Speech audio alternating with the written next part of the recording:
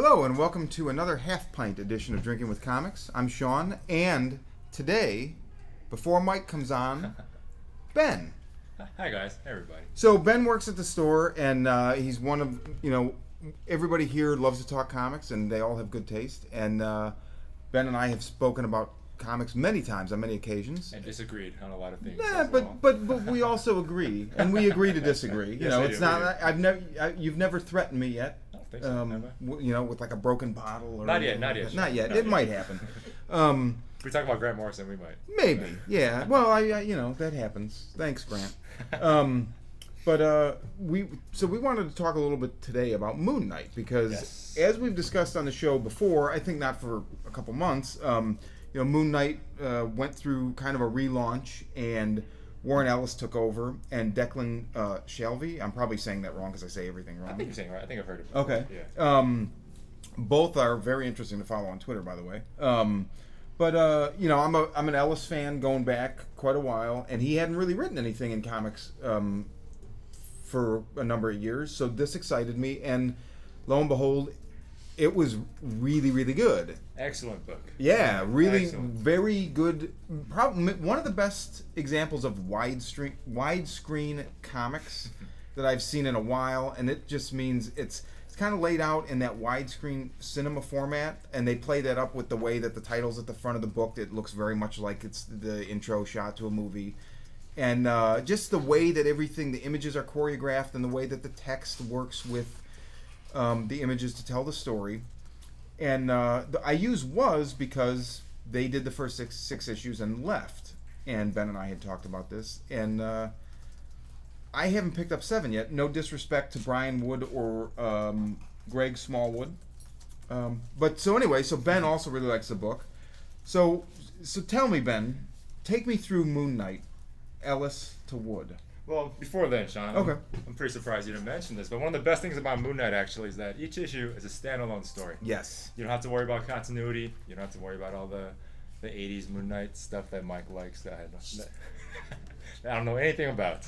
But anyways, Moon Knight, good stuff, man. Beginning to end, you have a full, complete story. There's nothing you need to know going in. You can read issue 3. Issue 1 and 2. It's really a good feeling having a good, complete comic. Yeah. I've always been one more for the big picture, the long shot, so I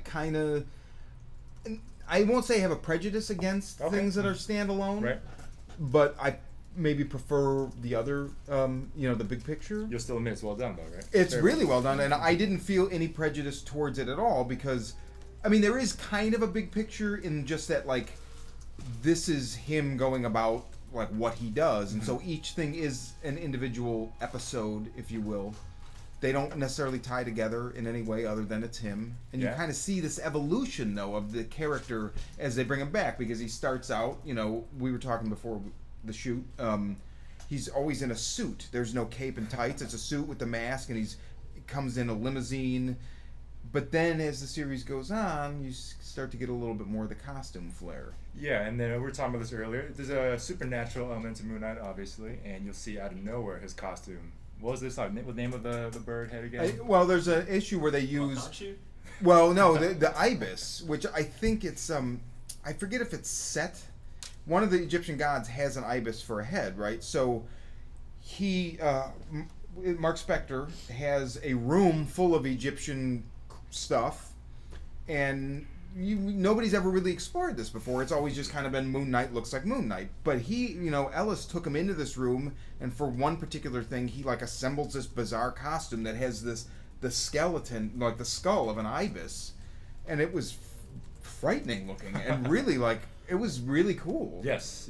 I think a big part of why it looks so scary is the art, right? Yeah, definitely. Oh, yeah. Yeah, Shalvey, if that is how you say it, he's fantastic. I believe he's Irish. Is he really? I believe so. I might be wrong. It's a very Sean Phillips-y kind of crime noir kind of feel to it, and it definitely fits the tone of the book because it's not a very. It's a darker tone, but it's not like a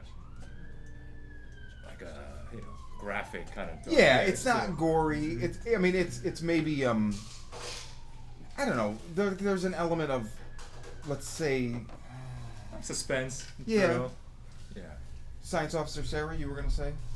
You know, you had mentioned the association, the ibis with ancient Egypt, but part of ancient Egypt it was very Greek, and so the ibis is also commonly referred to in Greek as Thoth.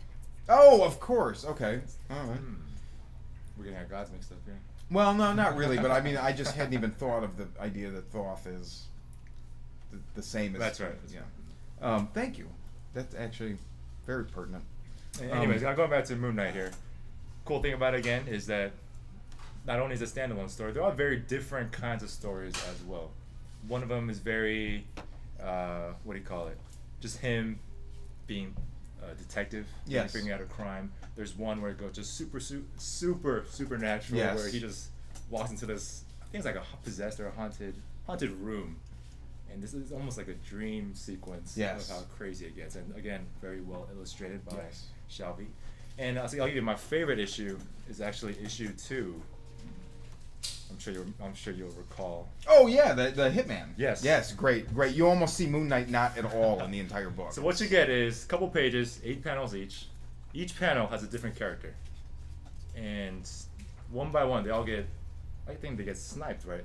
They get picked off. As you see, as they get sniped off, each panel just disappears until you get a single guy left. Yeah. It's well done. It's Moon Knight, really well done. Yeah, Moon Knight, like you said, just only appears in this one panel at the end, and it's just really good stuff, man. I think we all know Warren Ellis is a. He's an innovator, and it feels innovative reading it. I mean, so I was, I've learned to follow the writer, not necessarily the book. Mm-hmm. So he left, and I was like, no disrespect to Brian Wood, but I don't want to read it after Ellis leaves, just because he's the one that kind of set this tone, and no matter who comes in, it's going to be a different tone. Now, you have a different perspective on this, because I believe you spoke to Brian Wood. Yeah, I did. We had Brian Wood here for signing, and I talked to him because as a Brian Wood fan, and of course Moon Knight fan, I had a little chat with him about it, and he told me, first of all, that Warren Ellis was his mentor, actually. Interesting. When Brian first came into the industry, and so it's almost befitting that he, picks up the mantle with Moon Knight. And I think what people forget is Brian Knight was a very good. Brian Wood. Sorry, Brian Wood. It's like Boys the Man or something. Brian Wood. He was known for his one-shot issues with Demo. He had a couple indie books back in the day where almost everything he did was one issue, good story, complete comic in one hand. And funny thing about that though is actually he continues a thread. From a previous issue? Yes. Interesting. And he did mention he's going to develop a certain character, which I don't want to spoil. Okay. From mentioned in the previous issues. And so he did say, it is a one-shot story, but you could definitely see a thread that is continuing. Awesome. Well, okay. I think I'm gonna probably give it a shot. It's the same tone. What does that mean, Shat? A chance. I'm gonna give it a chant. Khonshu Ibis. No. Yeah, I'm gonna give it a chant. I mean, it's a different artist too, but very similar style. It's the same tone. Again, Brian Wood's an accomplished writer himself too.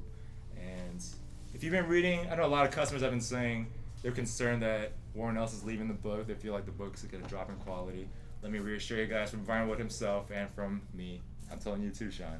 Still a great book. Still worth your time. Right on. All right.